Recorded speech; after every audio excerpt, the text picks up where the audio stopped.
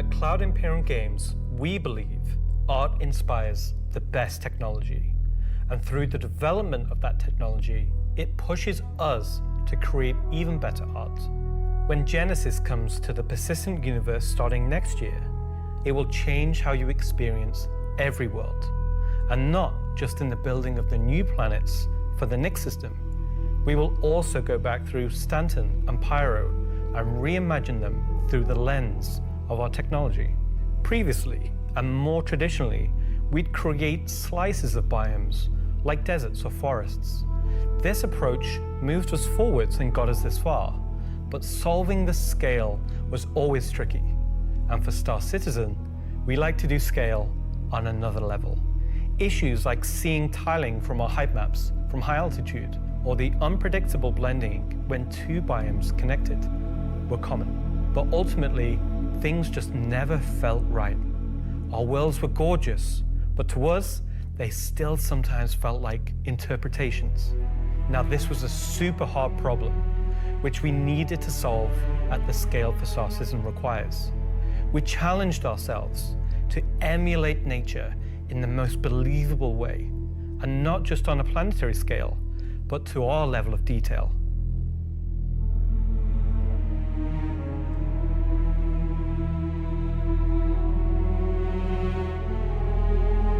With Genesis, we've made a complete paradigm shift to how we do things.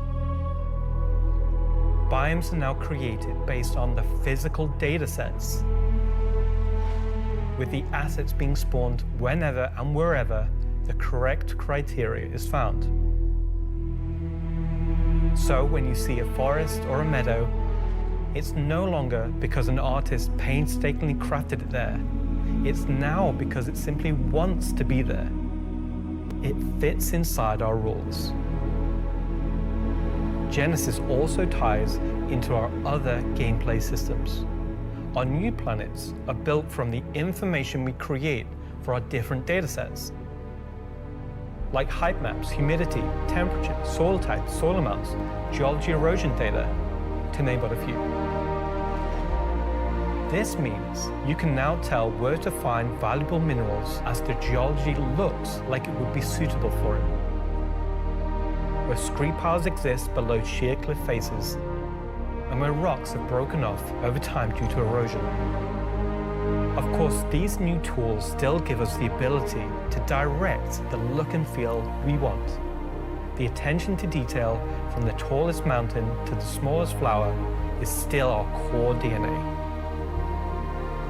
With Genesis, we can now keep that detail-orientated mindset as we focus on the quality, and it provides the quantity. Genesis provides our planets with the ultimate sense of exploration and adventure, discovery in the purest emotional form. We want you to find that perfect place, with the planets providing an abundant resource to harvest. This is a major part of what exploration is for us. We want that feeling of finding a corner of the universe that you'll fall in love with, and where you want to settle down and build your home. Now I'm going to hand you over to Will to go deeper into what we have built that allows Genesis to realize our vision. As a reminder, some of the visuals you'll see will evolve and change as we continue our technological development and hone in on the final look for Nyx. Thanks, Ian. So, in case it's not already clear, Genesis is our name for a group of technologies that are improving our ability to build worlds, refining those that we've already created, and ultimately expanding our persistent universe to the scale and quality that we all expect. I work on Planet Tech, so let's talk about how that's continued to evolve since our presentation last year. And instead of just highlighting some really cool biomes that we can create, let's go ahead and show how all this work applies to the upcoming planets of Nyx. So there are 3 planets in Nyx. Nyx 3 is a gas giant, and I think it's blue. It's not going to surface, I don't really know. Nyx 2 is a yellow, toxic, It's got like this high pressure atmosphere, and it's like a very volatile planet with high risk reward gameplay. It's gonna have some really interesting biomes for you to discover, but for now, just know it's gonna be dangerous, because today we're gonna focus on what we consider to be the hero planet of this system.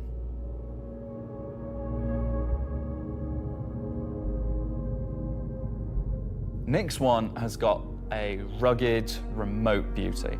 It's got a diverse set of biomes, from weathered rocky mountain ranges to vast sweeping forests and grasslands, and from damp, expansive wetlands to claustrophobic, festering swamps.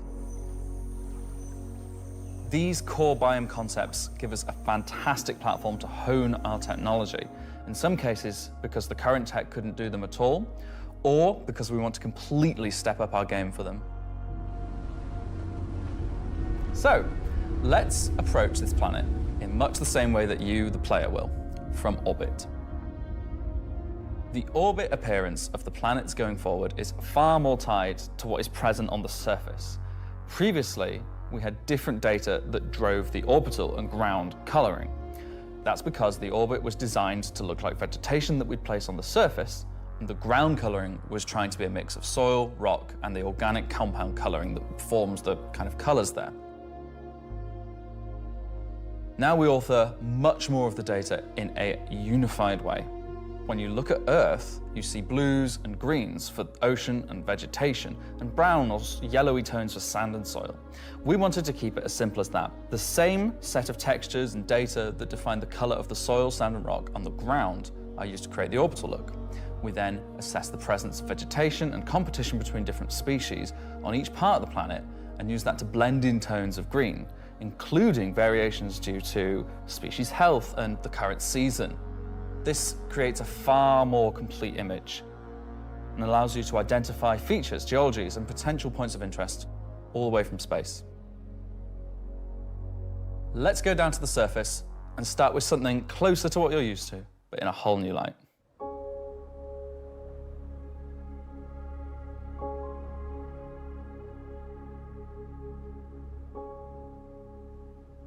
When we approached the surface of the planet, we wanted to start by focusing on just the soil and rock. One of the things that was missing from our terrain previously was simply feature complexity. Looking at our contemporaries, we lacked detail at the ground scale. To combat this, we've added a new layer of data. That layer is called the medium tiles. These are intelligently placed on top of the existing 4-kilometer terrain tiles based on slope, soil type, and other erosion data. And these medium tiles don't just create height changes, they also bring in local erosion data both for soil and bedrock size values. And this gives us a whole new level of terrain detail, of scale, and allows us to create far more unique locations across the planet. So now that we've nailed the surface, let's have a look at adding some rocks. We've now got two major contributors to the rock content of our planets. Firstly, long-desired feature, cliffs. We are adding large-scale, varied detail to all our cliffs based on the geology at a given location. This adds an exciting new dimension to steep slopes that we simply couldn't get before. The second is a big one for you ground vehicle enthusiasts. Rocks are now found not scattered everywhere, like spilt popcorn at the cinema, but only in places you'd expect to find them, thanks to a brand new rock scattering algorithm that isn't annoying as hell. Using physical data generated for each large and medium tile, now rock distribution makes sense and has a physical basis. So if you're still crashing into them after this comes out, that's on you. The rock assets themselves have had a glow up too.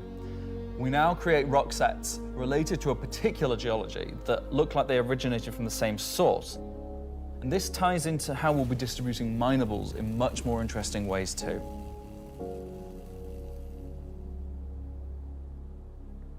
So now that our base terrain and rock scattering looks good, let's add some vegetations and explore some additional biomes.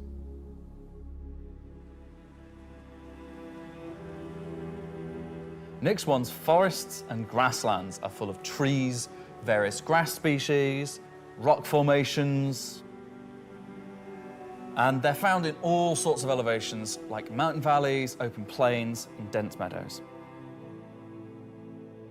And when we start to add a bit of fresh water, they begin transitioning into more wetland-type biomes.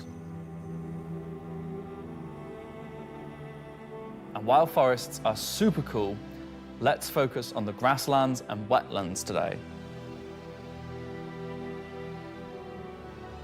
So, how are we making these look so great? Obviously, we've had grass before, but never meadows of it, because until now, we haven't been able to spawn grass in large enough quantities or effectively represented at distance. So we're stepping up our game in terms of spawning, shaping, and shading grass. With Genesis, we now leverage GPU spawning to create vast quantities of assets across all biomes, whether it be dense meadows or more complex collections of ground cover like you can see in these wetlands.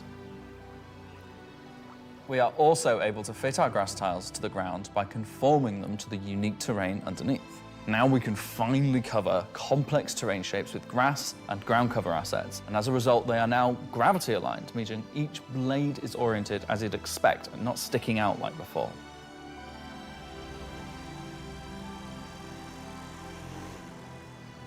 Next, let's take a look at how we light our grass.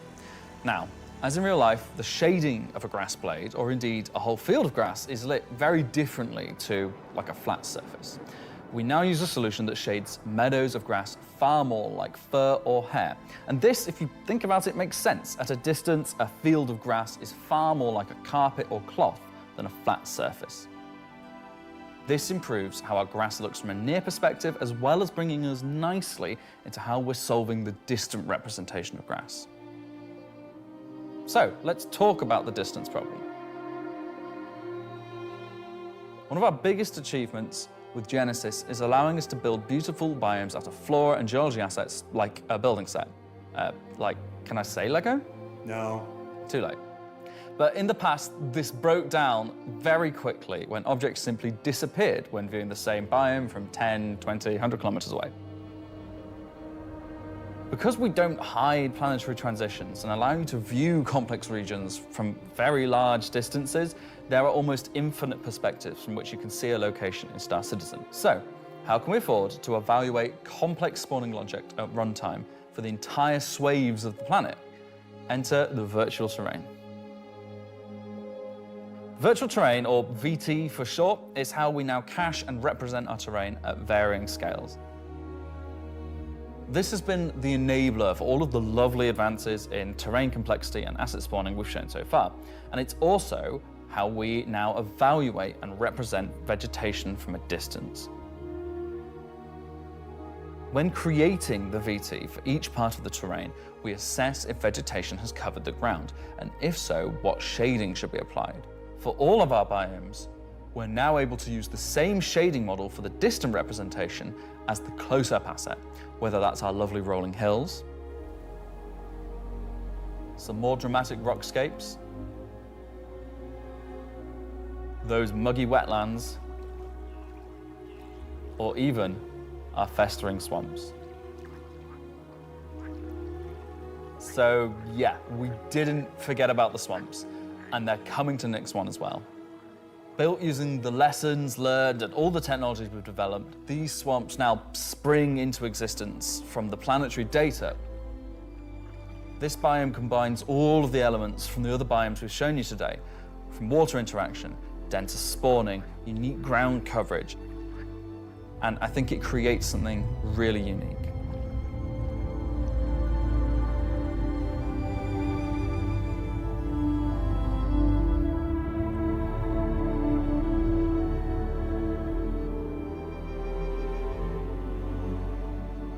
Anyway, that's our update on the Planet Tech portion of Genesis and how we're using it right now to sculpt the identity of Nix 1. And I hope you're as excited as we are to explore this and everything we haven't shared yet next year. As you can see, Genesis is now inspiring everyone here to create planets of the quality and believability we've always strived for. A meeting of technology and art that I truly believe will set our worlds apart from anything we've done before. And with that said, let's move on to a little travel between systems, literally.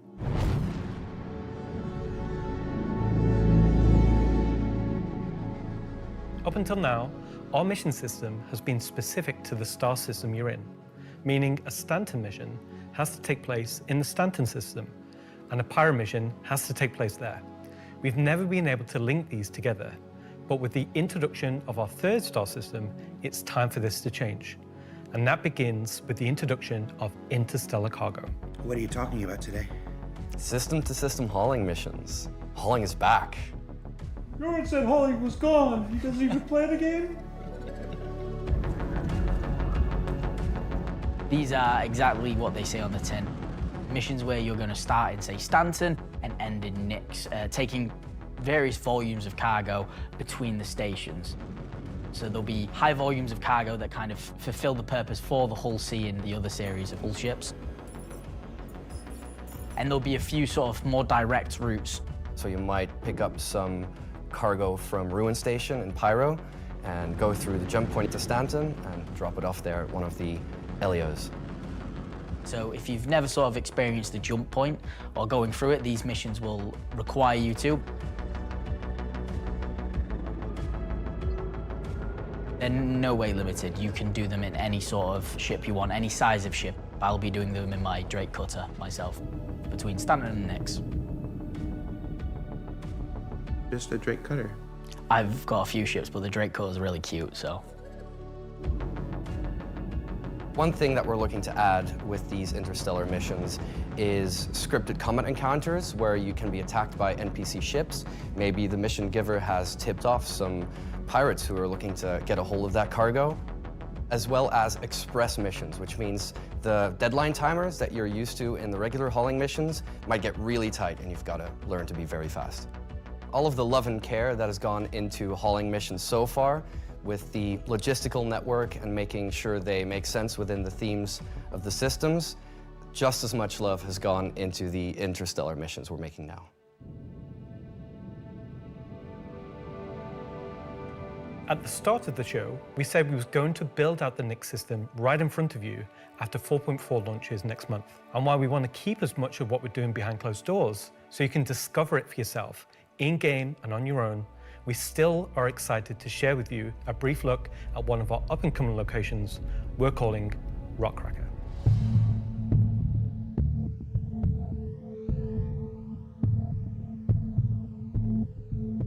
Okay, so Rockcracker, Jared, is our internal name.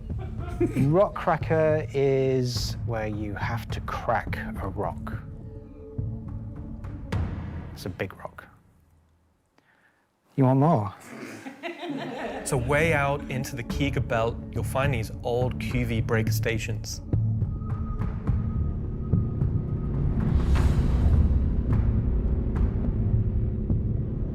These were originally industrial facilities breaking apart large asteroids and mining them down.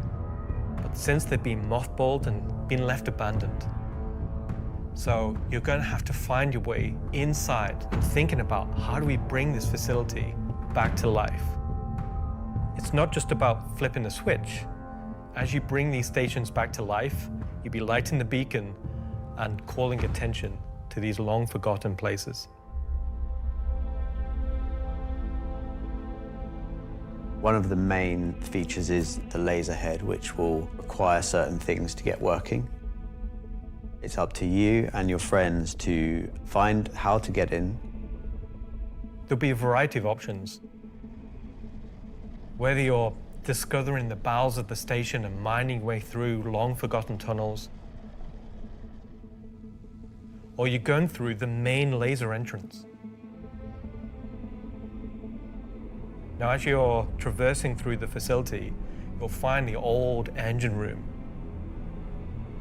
Now, there may be ways to bring the facility back to life, kickstart the engines, and bring power to different parts of the facility. Maybe eventually bringing the laser back online and cracking some rocks. The secondary gameplay loop is FPS combat. You're not there by yourself.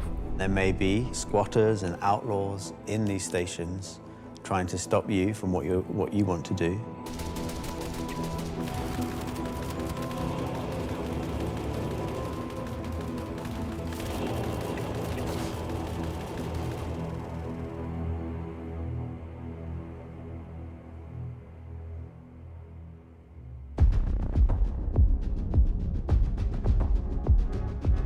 So you've found these old facilities, you've brought them back to life. You've systematically brought power to various functions of the facility. You've activated the laser. You've fired the laser. You've broken apart the rock. And then you'll be able to fly your ship inside and see what's there. So you fly a ship into an asteroid. Yeah. You just get into your ship and fly in and start searching around and trying to find the pieces that you want to mine.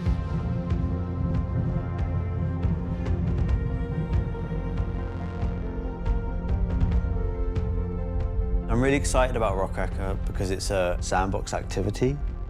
You can kind of go to these whenever you want to.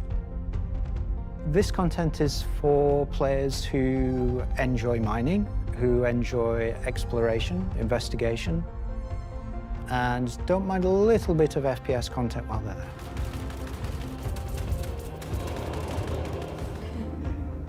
there. It will be a very new experience compared to any other asteroids, because this one, kind of like Alan and mine, will crack open and show its secret. And one presumes you can make a decent amount of scratch in an asteroid that's big enough you fly your spaceship into it. It wouldn't be worth doing if you couldn't make a good amount of coin, yeah. Making promises for the econ team. Yeah, they've got to balance it. It's for people who want a lot of minerals.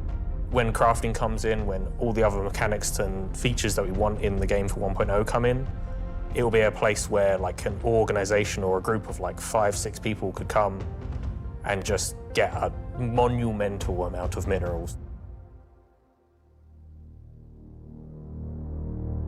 So that's a look at some of what's coming over the next 12 months. In addition to what we've shown, there'll be new mission packs tailored to the People's Alliance and their struggles. There'll be events that invest you into the evolving storyline of all 3 systems we'll have in the game. And of course, when we begin populating these with new planets, there'll be a whole host of ground-based POIs, settlements and structures inhabited by those trying to make their way in the verse. And all of this in service of building star systems that complement the massive corporate yard of Stanton, the lawless ganking of Pyro, and now the new frontier of discovery for the Nyx system. Should I say ganking? You already did.